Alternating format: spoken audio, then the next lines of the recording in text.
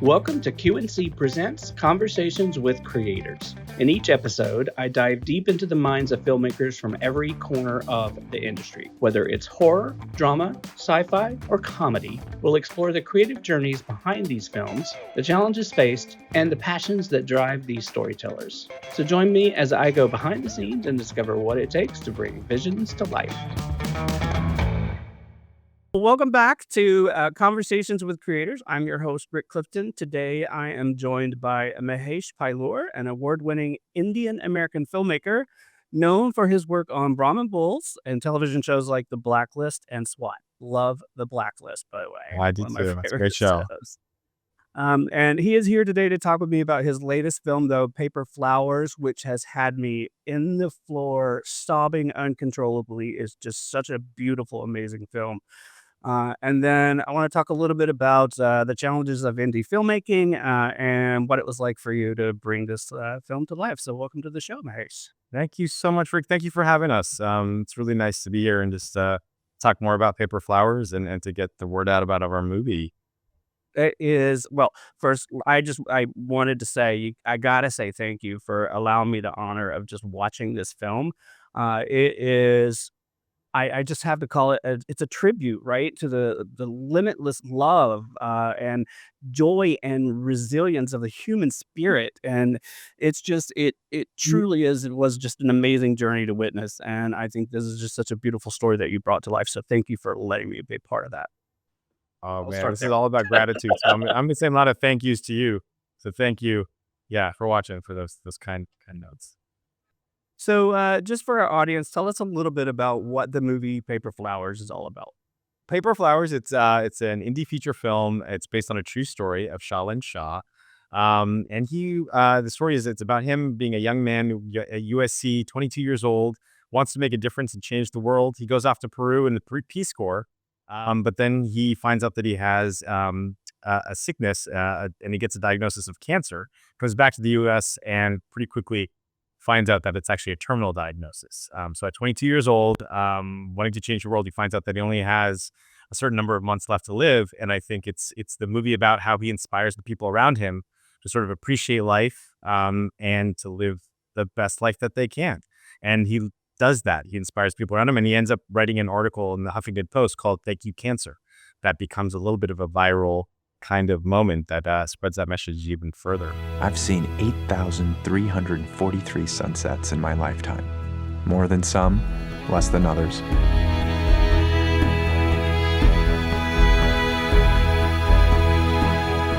One life can feel so insignificant in the grand scheme of things.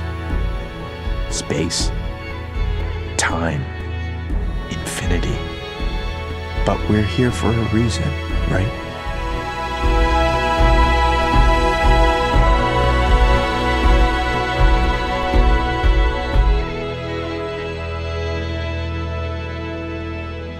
It is, like I said, it's truly a very deeply emotional and amazing story. And I wonder if you could talk a little bit about sort of his journey overall and how you approached that.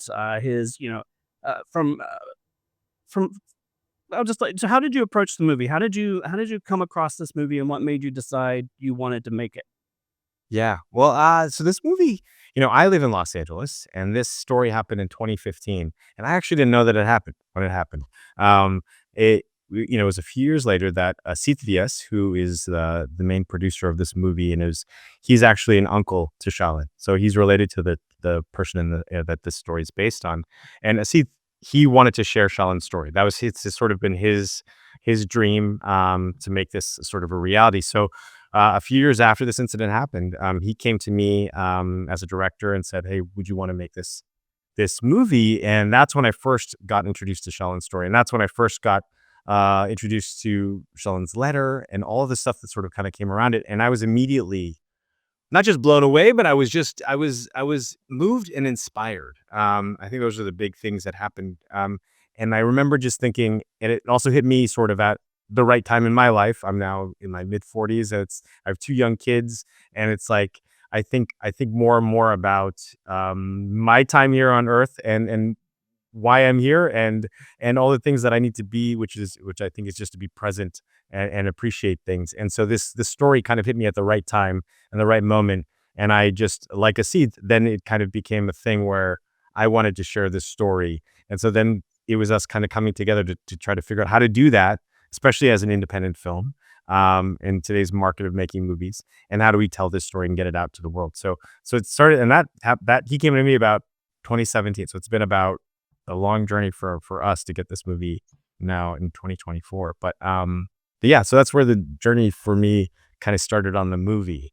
Were you asking about me or the character? I forget now if you were asking about Shalin. I actually was. It was kind of a two-part question that I kind of melded together. It was exactly what I wanted to know. It was like, how did you find the film? And then I wanted to sort of talk about your approach to, where do you come into his story, and sort of your approach to him finding out about the diagnosis. And obviously, I don't think it's a spoiler to say, I think anybody that knows the story knows the story, but still, Yeah.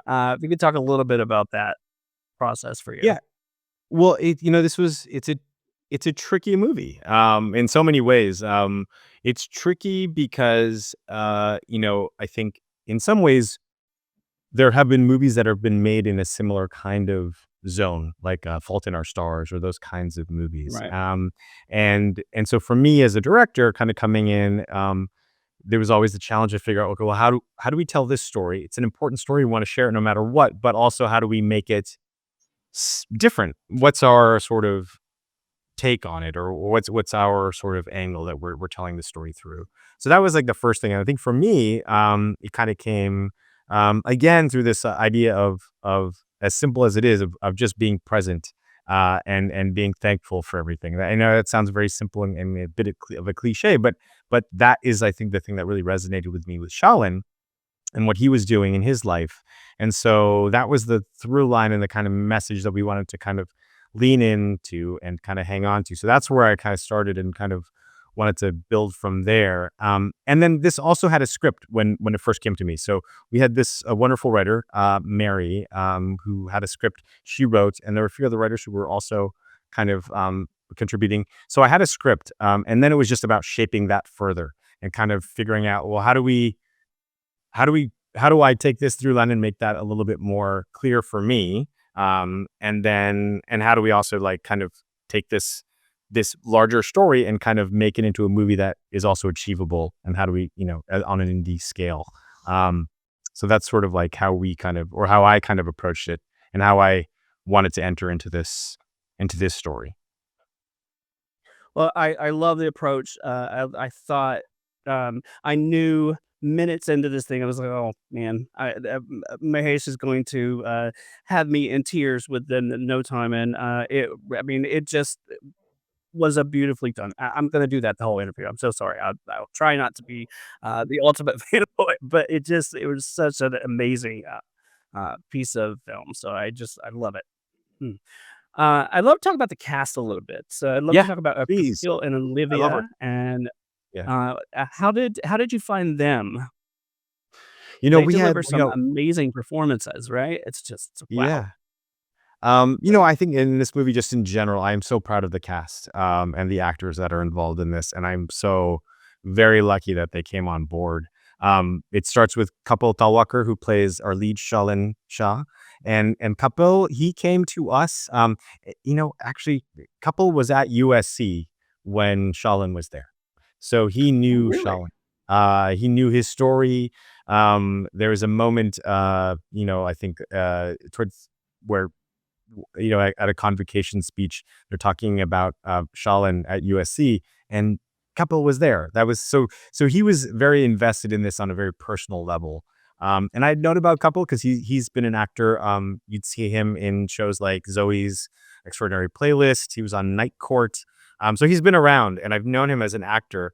But it was always sort of like this personal angle that he had to it, and his passion for it. And he came in, and we knew right away, okay, this is the guy who's gonna sort of carry this story forward. So Kapil is our lead, and then we have Olivia Liang, who plays Frances Chen in the story, and she is equally amazing. And she came to us through an audition, and I've known her through her work. She was the lead on a show on the CW called Kung Fu, and she's just an amazing actress. And she came in and again just blew us away. But we also did a chemistry read between the two of them, and we just kind of knew. And this was over Zoom, right? This is like, still lingering over COVID. So we were doing all these over Zoom, and they did a chemistry read over Zoom, and you could just tell even on screen over a Zoom screen that they just had this connection. And so we were just very lucky to get the two of them. And then to round out the cast, we have Mira Simon and Fran Tahir, who play their parents. These are actors that I love. I know them. Mira, I know personally. South Asian actors were kind of a small group, so we kind of know each other. But she's someone I just admired forever. I always wanted to work with her. And same with Farhan. He's an incredible actor. And it was just like, these were the roles for them. And then Karan Soni, who plays Shalin's best friend in the movie. Karan is this incredible actor. He's sort of our comedic relief, and we're very lucky to have him. He's just someone I love as a person, as an actor. He's funny, but he's also dramatic, and I could lean on him to help us out in certain things. We're like, okay, we need something here that might need to lighten up this scene, and he would help, kind of bring that energy in. So that's our like main cast, and then, but outside of them, I'm also just, and I hope when people see it, they'll see, so much of the movie is about Shalin and his friends and family, and we have this other surrounding group of people. One of which, there's an uncle played in the movie that is actually played by Asif Vyas, the producer. He's actually playing an uncle in the movie. But the friends and family, I think, also round out the cast, and they're also just wonderful actors, and they just bring in a very lived-in feel to the movie that I'm really excited for people to see. Well, family, you brought up family. Family dynamics are, in my opinion, very central to this Yep. film, especially the relationship between Shalin and his father. And Farhan brought such an intensity and power to that role. I mean, top notch. I wonder if you could talk a little bit about their relationship and sort of how how all of that works together to tell this story. In the sense of just like the craft of working with him, or in the story sense of the father The and son. story sense itself, Yeah. like the relationship between Shalin and his father. Yeah. I mean, I think one of the things that I was also interested in, as a South Asian filmmaker, I've also, I know a lot of times there are a lot of stereotypes about South Asian actors and family dynamics and those kinds of things. And some of them, they're based on truth, but sometimes we want to subvert some of those things. And so one of the things, and it's a central thing in the movie, that's a dynamic and a tension that's there, is that you have the parents who are a little more conservative and traditional, who are at odds with Shalin's choice of a partner who's Taiwanese American instead of being Indian American as they are. And so that becomes a little bit of a thing between father and son. And I think that sometimes falls into a bit of a stereotype sometimes with immigrant families. Even though there's a lot of it is based on the truth of the family. But what I love about this movie, and what one of the things that we were trying to do was really get to the truth of why that is. And one of those things is, I mean, I think with everything, there's no real villains. It's the dad loves his son and he wants the best for him. So he's thinking about it from his own perspective. And then you see over the course of the movie, hopefully, a nice arc for the dad, and how he moves from one place at the beginning of the movie with his son, and over the course of the movie, he comes to another place, and they have just another dynamic. And I think that's one of my favorite elements of the movie is their relationship and how it changes over the course of the movie, through his diagnosis and his own journey. And I think it still holds true that in the end, he just wants what's best for his son, and Totally. I think his journey to get there is just as important. So, um, so the film itself explores some profound themes about love and loss, and ultimately hope, and it resonates across many cultural and generational divides. I'm wondering if you could talk a little bit about weaving those themes together in a universal human experience for this story, because I do believe that that it does connect. It will connect with many audiences across all backgrounds. I wonder if you could talk a little bit about some of those core themes. Yeah, I mean, unfortunately, I think cancer is something that we all touch in some Mhm. ways, whether it's our own selves or it's that family or friend. I mean, it is just so pervasive that it's just something that we're all experiencing in some form or another. So I think, and that hit me in a very personal way, and I think that speaks to the sort of universality of it in terms of like how people will kind of come to this movie and perceive this movie. Um, and then I also think what I've also found in my career as a filmmaker, and a lot of the stories, like personal stories I do outside of the blacklist and outside of some of the TV stuff I do, but like the personal independent stuff that I do, a lot of it I do center around South Asian actors and experiences, and part of that I think, and it's that old adage of like the more specific, the more universal, and I think that's part of this story, which is that yes, it's a South Asian family and it's a Taiwanese and American family. It's these things that have these cultural specificity to it, but that helps add to the universality. We all can like relate to this story, and the cancer for sure. But I think just the family dynamics, we all can relate to wanting to do whatever we can for our children, or or wanting to be with the person that we love. All those kinds of things are these like sort of big themes that I think we all strive for and we all relate to. I grew up in the South, and I remember thinking, "Oh, I've had many of the same arguments here Yeah, yeah, about many of the same things." So there is a lot totally. of universal truth in that for sure. Oh, that's great to Um, hear. 100%. so you brought up your experience working on the Blacklist.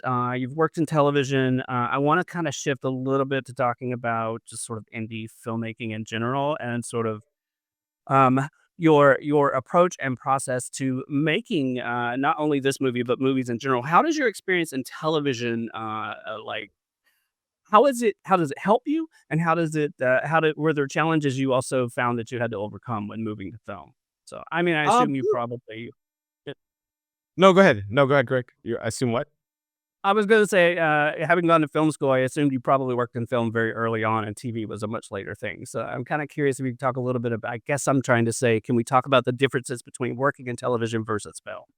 100%. No, it's great. Yeah, and yes, I've done probably way too much film school. This is I'm one of those kids who had a camera when I was like 8 years old and was just this is what I wanted to do. Um, and so I've done a lot of with NYU AFI, so it's a lot of film school before getting into television.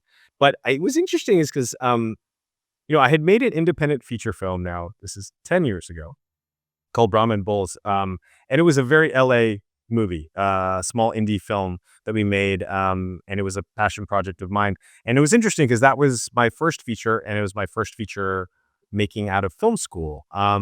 And there were a lot of challenges just making an indie feature, but it was great because I was making it with friends and putting it together. But what's been interesting is that in between making that feature and Paper Flowers, in between I was able to direct a lot of television. And so to get to that question of like what the differences are, what was interesting is by the time I got to now making Paper Flowers as an indie feature, you would think that there are a lot of like, well, the budget's a lot less, right? Like it's not nearly as much as I get in television, where in TV, like, you know, if you want something and it's a big piece of equipment, you can maybe get it. Or if you're moving because you're moving so fast, you have a huge crew that's lighting a nighttime exterior set in New York City. And that can happen and you can move really quick. So you have all those elements. And then, of course, you're jumping to something that's a fraction of the budget. So you would think that the limitations of that budget are going to be the things that hinder you. And what I realized is actually they weren't, because we had not just an incredible crew, a young and small crew, but they were very like nimble and capable.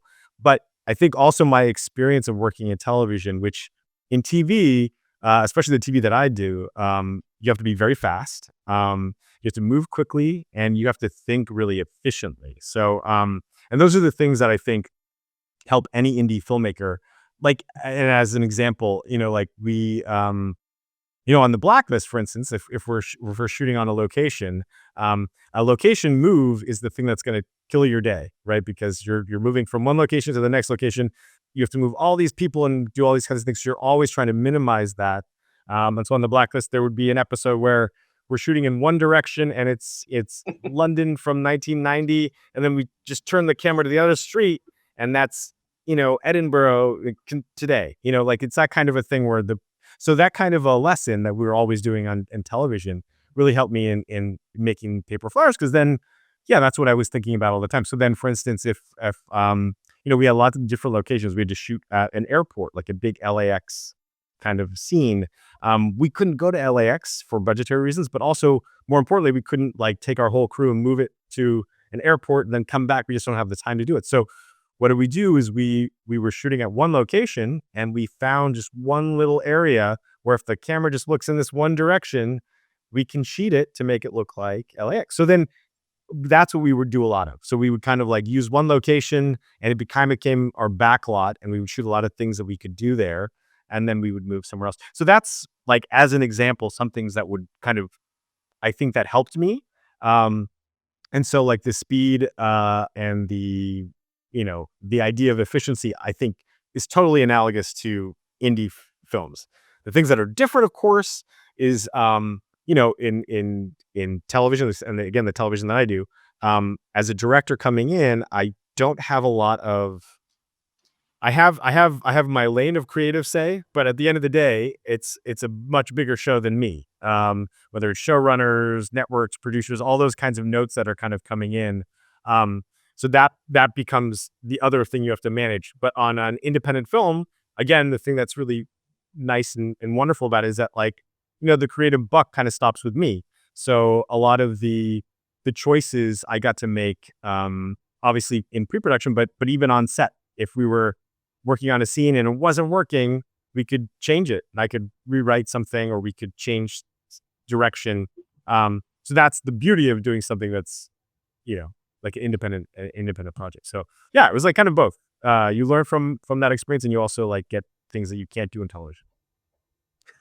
I love that. I think that everything you said, I was like thinking in my head. Yes, it's exactly, you've got to make fast decisions, and you've got to be very expeditious in television, and that can actually play a big part when you're on a set and you need to keep moving, because you've got Totally. to, you're losing daylight, as they say. So 100%.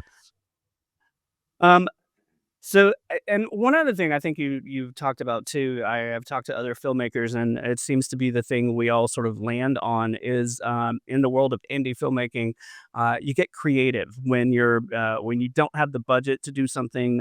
You rely on all of this sort of collective of experience from people Yeah. to be able to get creative. And I was wondering if you could talk about, were there some unique challenges that you faced on this film that you had to make creative choices for? Sounds like LAX might have been one of them. So, Yeah, I mean, I think definitely, when you think about, like, sometimes you come into it with a game plan of, okay, I want to get these things. I want to get this kind of shot. I want to get all those kinds of things. And of course, as you're working through shooting in your day, you run out of time. And so you have to like economy. You have to think about, how do we economize? And for me, I worked closely and leaned on our amazing DP, Akash Raj. And like, there were times where I had an idea for maybe three different kind of shots, and we together came up with, okay, no, it's going to be this one shot or whatever. And that was something that we could do. And to kind of figure out, like, how do we creatively solve something when we don't have, especially time, like that kind of thing. But I think even more importantly than that, I think one thing that I was really excited by and proud of in the movie is the tone of the movie, because I think tonally that's what's tricky about this movie. I said earlier, there are some challenges. One of the big things about this movie is it's just the tone, because it is a movie that deals with some heavy topics, and it can be somber at times. But it's also, as you were saying too, it's like, it's a movie about joy and hope and life. It's all those kinds of things. So how do we balance those two things? And that was always the trick of it. And so there were times where I would lean on the cast, and we would kind of like work together. So, and again, I was saying, like, Karan Soni, who's sort of our comedic relief, there might be a scene where he wasn't originally in the scene on the script, and it was like, well, we kind of need this moment. So like, Karan, can you come into this scene and be part of this scene? And then he would add something that would then just change the dynamic and turn it into something else. And across the board, the actors, I think, just, they were great in because once they come on board, they also think about the story and the script through their own point of view. And as a director, as a writer, sometimes you get caught in one kind of story that you're telling, and you kind of maybe lose sight of an arc of one of the other characters. As an example, I'll bring up the mom character and Mira Seman, who, she fought a lot for that mom's point of view in the story and the script, and she was 100% right. There were moments where in the original script she just didn't have as much of the arc, and she fought to like get that, and it was 100% correct. And so we would find ways to like rewrite a scene or add a scene or like create something that gave her more, and that made the movie so much better. And every actor did that, so we kind of, I think in the end, what was great again about this that's different from television, is that it was such a collaborative experience that we made it together, whether it was the DP, production designer, our cast. It was just, it all kind of came together, which was really nice. All of us working to figure out how to make it better. I love that. I love the collaborative spirit that you talk about. I love at the end of the day when once it's done and it's in the can, it's like this is our film. Yeah, Is 100%. the feeling that I think behind it. So, I want to talk a little bit about. I understand. Were you part of the NBC Emerging Director Program and some of the? So, what was that experience like for you? And how do you feel that impact has? What do you feel like that impact has been on your career? Well, I mean, NBC program is pretty much everything for my career. I've done a lot of different programs. There's like an ABC directing program I was part of years ago, and then NBC more recently. But the NBC directing program, for me, the great thing about that program is that they guarantee you an episode on whatever you're on, and for me, that was The Blacklist. So for me, I got to go through the program. I got to shadow on episodes of The Blacklist. I shadowed on 2 episodes with different directors, which is amazing because you just get to see how other people work. But more importantly, and I think this is the case, not just in television, but also across the board when you're making stuff, it's always because movies bring and television brings together so many different people. There's so many different dynamics, relationship dynamics. So especially in television, as a director, you're kind of coming in as a guest director on a show that they keep shooting, and a director just kind of comes into different episodes. So being able to shadow on the show, on The Blacklist, and being able to meet people and also just get a sense of what the dynamics are, it was like hugely important and valuable. So that by the time I was able to direct my episode, I kind of had a sense of who was going to do what, how this was going to work out. So that was great. And so on 2 levels, I think just the program helped me just because it gave me a way to get into television, but also learn how these shows really work. And so that was, yeah, I kind of give everything as far as like my career to the NBC program. Awesome. Yeah. So across all of your work, and this would be, I guess, writing, directing, acting, all the stuff that you've done. Do you have a favorite project and why? I mean, this is the thing. It's always the thing that you're doing, right? That's the best. And so Paper Right. I Flowers right realize now it's is like, right. yeah. Um, it is, but I love so much about this movie because I do think it was. I've been able to take a lot of the experience that I had from different projects and bring it to this one. And we had such a great cast and crew, starting with Asit, our producer, all the way down. He was just, it is a joy to make. And it was, and also, again, it's such I think a very profound and moving story. And I think we all felt this, which was nice that the story was above us. It was not like, try to get out ego, all those kinds of things. And it was about like, okay, we just want to service telling the story. How do we do that in the best way possible? And I did feel that, it felt like that when we were making the movie, and it felt like that as we were, editing it. And then even now as we're kind of getting it out in the world. And so that's been really nice. It's like, okay, we're servicing something and it feels good. So right now, like 100%, that feels like my best or favorite thing. But every project has its own, things that you do. You're like, oh, I love this. And I'm so glad I was able to do that. Yeah, I feel the same way. I mean, there's favorite moments, I guess, from all of it. Is there Yeah. a favorite, maybe behind the scenes moment or something from Paper Flowers that you really love and would love to share? One of my favorite moments, I don't know if it's a behind the scenes so much, but I there was a wedding scene, um, in the movie. Um, and and one thing that happened when we were making the movie is this is based on a true story.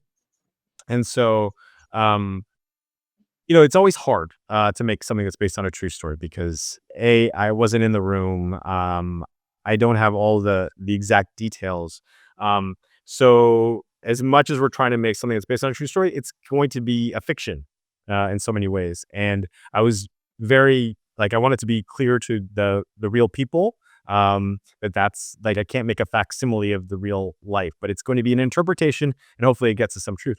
And so as we were making the movie, we kind of left behind some things. Like we just were making the movie now. We weren't making this true story. We were just going to make the movie and make the movie work. But what was so fascinating is we got to like shooting this wedding, and it was such a moving experience on set. I mean, the sun is setting. We were rushing to get through it, but it was just felt like something else was kind of working. It kind of felt like it felt very peaceful and just felt like there was an energy there. And what was amazing is when we finally finished the movie, editing the movie, I was sitting with our incredible editor Carrie Lynn, and we wanted to put together sort of a sequence at the end in the credit sequence, which had some real footage of Shalin and we started cutting that together and we got to this sort of real life wedding footage, and it looked so similar to what we had shot. And like there was something that I realized that we had, even though we had kind of put away the real life story and we were making Paper Flowers the movie, when we got back to look at the real footage, we realized that we did really hit at a truth and we really hit at something. Not that it wasn't intentional, but it was just something that we weren't like really looking at like, well, how do we do this to make it look exactly like that actual moment? We never thought of it that way. But then in the end, we're like, oh, we actually kind of did hit that, which was like a really interesting and kind of incredibly, humbling experience. I think that's probably my favorite story you told me all day. It's just I love it. And that moment, I don't want to ruin it for anyone that hasn't seen it, but like the running and the I've got the tux and all of that stuff, just beautiful. So loved it. Um, so what has the response to the film been? I mean, other than mine, all I've done is just sit here and fanboy for like feels like forever. But what is everybody else? What's the response been? No, it's been incredibly moving. We had our world premiere. We had it at the beginning of the summer. We had it. We were the opening film of the Dances with Films Film Festival here in Los Angeles, and it was at the Chinese Theater, and it's in Hollywood. This is a Southern California story, and all we shot it here in LA. So it was a really nice experience for us to bring a lot of our cast, crew, and a lot of friends and family kind of came. There was Shalin's parents. He had friends from college that had come down that I didn't know. They'd like flown in, from other parts of the country, and they'd come in. And I remember just after the movie, I think it felt like a catharsis, not just, so then, again, it's a true story. So you're kind of bridging that line of telling a story, but then there are real people that are experiencing it. And it felt like a nice moment of closure. I don't want to say closure because I'm not them, but it felt like a cathartic moment for everyone in that room. And it was incredibly moving. And that's where it started, that as far as like getting it to an audience. That was our first public screening. It was, there wasn't a dry eye in the house. I think it was like a very emotional room. And then I This played house either, my friend.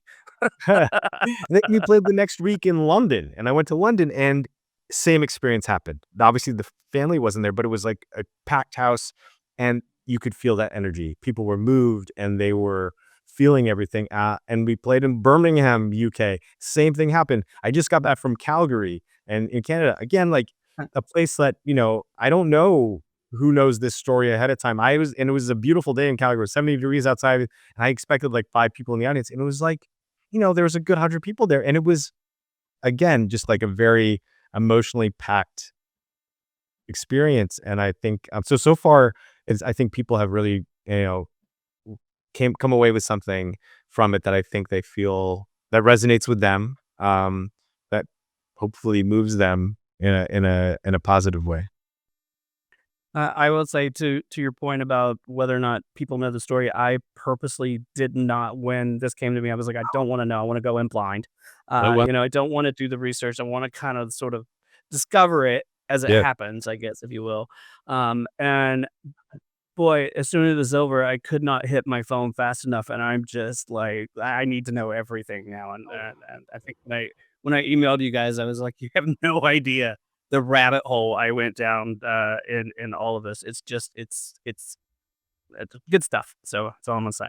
But that's, I Um, think that it's the original. That's such a, it's so great to hear because that was the intent, right? Is like we wanted to share Shalin's story. We wanted to, because I do think that that's an important message today to appreciate life, gratitude, all yep. those things, to be present. Like it's like the thing that we need right now, right? So that was the thing we wanted to share. But it's like, but it's his legacy. So the fact that the movie can then bring people back to him, it's sort of, he did have, uh, he did have this moment of influence, right? Where there was like through his article or through the campaign of Sunsets for Shalin that people were taking photos of sunsets and sending them and posting them.